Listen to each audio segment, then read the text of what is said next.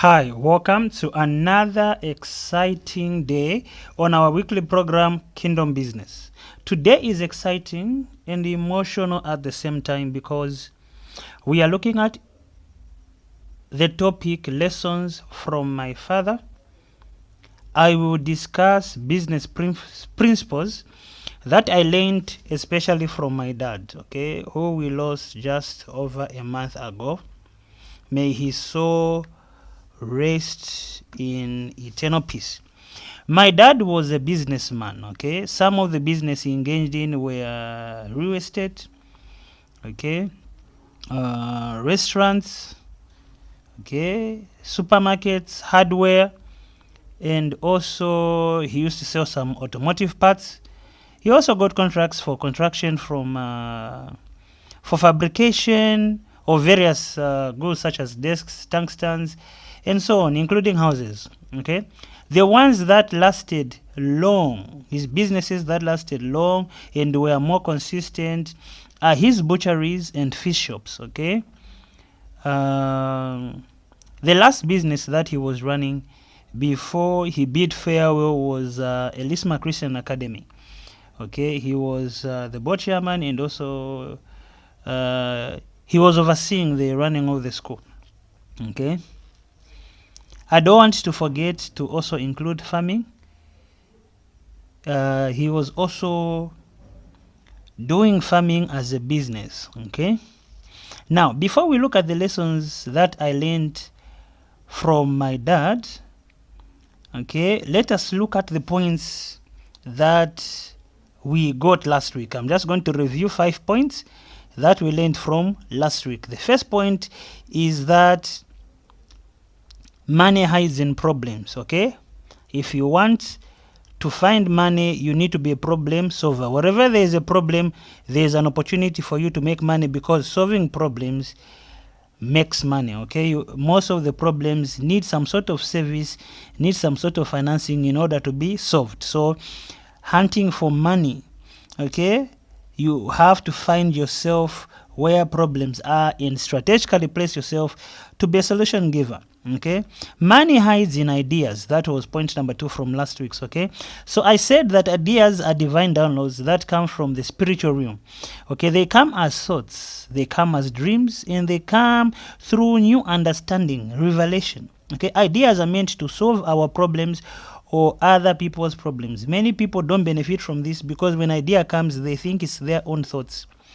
Okay, they are just thinking. Meanwhile, it is God communicating something to them. So many have lost out in that way. Okay, money also hides in products and services. Okay, you cannot get money from people's pockets. You cannot get money from people's pockets unless you've got a service to offer, or you've got a product that you are selling. No matter how gifted or anointed you are, if you don't package your gifts and talents into services and goods, you will die poor. Okay, we also said that money hides in vision. So by vision, I mean the plan that God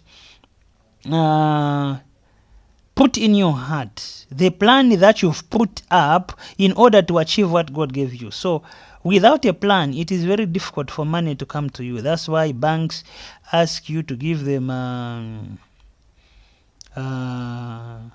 cash flows, business plans, because the plan shows, it helps to clarify how you intend to make money and how you intend to pay back that money, okay, or how profitable your business will be. So plans are important. Without a vision, without a plan, money will avoid you. Okay. Yeah, the last point that we looked at last week was that money hides in work. Okay, now when I say work, I'm not talking about the job. I'm talking about your calling. What is that thing that God gave you as an assignment? The reason why you exist. Okay, once you begin to do the work that you were born to do, no door can close for you, because you are in line with the divine plan of God for your life. So when you begin to do the work, your assignment that God gave you, the doors are open, because actually all resources that God gives you are to help you achieve that purpose. So that's why doors open automatically once you are in a calling. Okay, once you are in your calling. Now let's get back to today's program. Okay, lessons from my dad, Harry. Okay, his name was Harry Mungelas, Makando HMS, we used to call him. Okay, so one thing that I learned from my dad is dad followed his heart.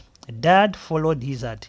He respected his convictions, okay? His convictions, he respected them. Once he made his decision, it was difficult for anyone to change his mind. As an entrepreneur, you have to believe in yourself. Don't allow people to easily change your mind, okay? Dad was not afraid to delegate. I saw that from him. The reason why I know so much about business right now is because Dad was always eager to involve us, his children, in his businesses. As early as grade 8 and 9, Dad would allow me to deal with suppliers, to make orders for the shops, you know, and do such tasks that he would leave me to choose, okay? Whether when I'm dealing with a supplier, he gave me the liberty to determine whether the goods were okay or not, you know, and we were selling fish, like butchery stuff. So sometimes there's a risk that you might buy rotten fish, okay, because some of it used to come frozen. So that trust, okay, at such an early stage in my life, it helped me. It helped me to know that what we are doing is serious. I need to up my game and I need to do my best not to disappoint him, okay? Point number 3 that I learned from Dad is that he was not afraid to try out new things.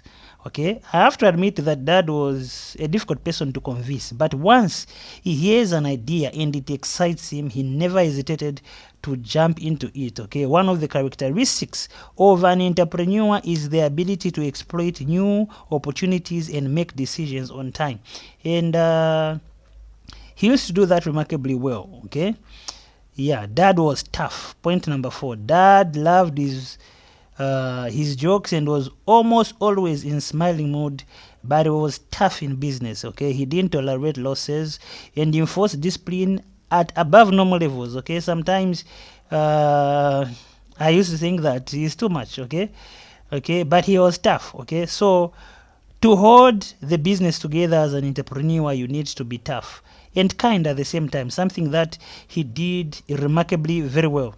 Yeah, the 5th point I learned from my dad was that he was not ashamed of his business. I remember days when he would be well dressed in a nice executive suit, okay?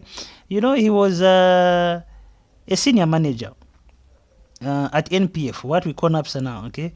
So, you know, straight from either early in the morning before going for work, we would do deliveries. Sometimes during lunchtime, we would do deliveries and we are taking fish and meat, you know.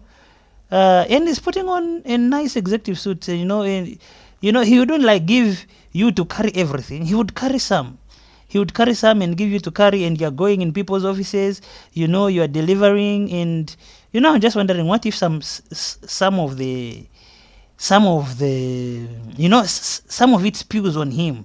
Okay, it will mess up his clothes. Okay, but he never looked worried about that, so he was not ashamed to make money. He was not ashamed to sell. Okay, you know, he wouldn't mind carrying what people would not want to carry, especially when they are well dressed, and maybe from there they're heading straight to a meeting or something. So as an entrepreneur, you have to be proud of your products and services. Okay, you have to be proud of what you are selling. Okay, something that I learned from Dad. Dad taught me that in life you have to do what it takes to make a living. Okay, on some rainy days when there's no enough cash flow in the house, you just tell me, Masiye, prepare yourself, we are going somewhere. Okay, we'll drive into Mumba Road and pick some people along the road to make some bucks. Okay, you know, so I'd act like I'm the conductor. Okay, the first time when we did it, I thought we were going to the farm and he just wanted to carry people along to get something. Okay, but I was surprised when we actually bypassed the farm. Okay, went far beyond the farm and then came back, and then we went back again, bypassed the farm, and we returned. We never even turned to the farm. It was along the road and the farm wasn't very far from the road. So I realized that, oh, so this is the only issue that we came for, to make some money. Okay, and I remember he used to tell me that, my son, it's the duty of a man to feed and take care of the family. Okay, and you have to do whatever it takes to do that. So yeah, I as long as it's legit, it's better you do it to put food on the table than shy away from your responsibility as a man. So point number 7 that I learned from Dad is that Dad was a man of details. Everything he did, he wanted to know the details to the last dot. Okay, you give him a report, make sure that you have all the details and information up to date, because you ask you questions you don't expect that you ask you, and when you look blank on those details, it's like he doubts the entire report. So he counterchecks until he's sure that the report you gave him is okay, despite you not being able to explain the details, or to give him the details that he wanted. Okay, Dad was a good negotiator. That's point number 8. He was a good negotiator. He would never settle for the entry price, something that increased his margins, profit margins all the time. I must admit that on this one I must improve on, because he used to get to the prices which I never thought possible. I never thought that person would agree. Personally, I have a difficult time, negotiating with people and bringing down the price that much, but he was able to do that. It's good for business. Point number 9, Dad was a good stakeholder manager. He had a solid relationship with suppliers. Sometimes business was tough and we failed to place suppliers on time. However, he would still convince them to supply him more. They trusted him that much. He had a good relationship with him. It was very exceptional. It was very exceptional the way he dealt with suppliers. So it taught me that in business, as you are doing business, it shouldn't just be business. Develop a relationship with the people that you are doing business with, so that there is that personal connection which goes beyond just doing business. It will help you in other ways, and in many times. The last point I want to mention is that Dad, I mentioned that he used to do farming, and every farming season he used to take us along, with him at the farm at different stages of farming, and would encourage us to get involved. I really missed him, and today I choose to celebrate him. I don't choose to mourn, because the foundation he has laid. I'm thanking God for the foundation he has laid, the lessons that I've learned from him. I think he did his part, and I just have to hold on to God so that I make it as well. From his loss I take the positives. I choose to take the positives and hold on to the good that he did while he was still alive. He achieved so many things. He suits the word hero. He suits the word hero. He is our hero of yesterday. So personally, I challenge myself to be the hero of tomorrow. I know it's a high ambition, but that's one thing I learned from him also. We must aim high in life. So I urge everyone you must live your life so that you become a hero to someone, especially to your children. Bye for now. Shalom. See you next time. God bless you. God bless you all. Shalom.